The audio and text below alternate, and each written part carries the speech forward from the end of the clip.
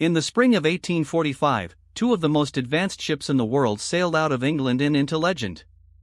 On board were 129 men, 3 years of provisions, and the ambitions of an empire.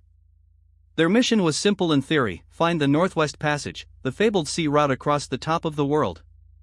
Within 2 years, every man aboard would be dead. And nearly 2 centuries later, we still don't fully understand why. The expedition was led by Sir John Franklin, a veteran Arctic officer in his late 50s. His ships, HMS Erebus and HMS Terror, were marvels of Victorian engineering. Their hulls were reinforced with iron to crush through pack ice. They carried steam engines, retractable propellers, heated cabins, and libraries of over 1,000 books. There was even canned food, a cutting-edge technology at the time. Britain believed nothing could stop them. The Arctic had other plans. The Erebus and Terror left the Thames in May 1845 to cheering crowds. They stopped in Greenland to take on final supplies, and 5 men were sent home, a decision that likely saved their lives. Then, in late July, 2 whaling ships spotted the expedition moored to an iceberg in Baffin Bay, waiting for good conditions to push west. The sailors waved. The ships sailed on into the ice. No European ever saw them alive again. At first, no one worried.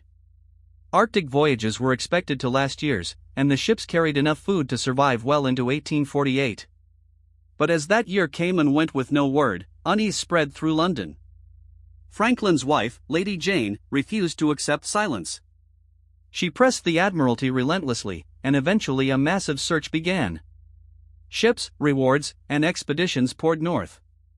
It became one of the largest rescue efforts in history, and it found almost nothing. For years the Arctic gave up only fragments. Then, on a bleak island called Beechy, searchers found the expedition's first winter camp and 3 graves. The headstones marked 3 young crewmen who had died in the winter of 1846. Their bodies, frozen perfectly in the permafrost, would later be exhumed and photographed, their faces still eerily preserved after more than a century. But the graves offered no explanation for what had happened to the other 126 men. The most important clues came not from British searchers, but from the Inuit who lived on the land. They described starving white men dragging boats across the ice, growing weaker by the day. They spoke of bodies scattered along the coast, of a great ship crushed by ice, and of men who had resorted to eating their own dead. For decades, Victorian society dismissed these accounts as rumor. They were, it turned out, almost entirely true. In 1859, a search party on King William Island found a single sheet of paper sealed in a metal cylinder beneath a pile of stones. It is the only written record ever recovered from the expedition. The first message, from 1847, said all was well. But scrawled around the margins was a second, desperate note from a year later. Franklin was dead. The ships had been trapped in ice for a year and a half. The survivors were abandoning them, marching south in a doomed bid for safety. What followed was a slow-motion catastrophe. More than 100 men set out across the frozen wilderness, hauling lifeboats loaded with strange, useless cargo, silverware, books, a writing desk. One by one they collapsed. Skeletons later found along the route bore unmistakable cut marks on the bones, grim confirmation of the Inuit stories. Starving men had butchered the dead to survive. None of them made it. The entire crew perished somewhere in the vast Canadian Arctic. But why did an expedition equipped for years fail so completely? For a long time, the leading theory was lead poisoning.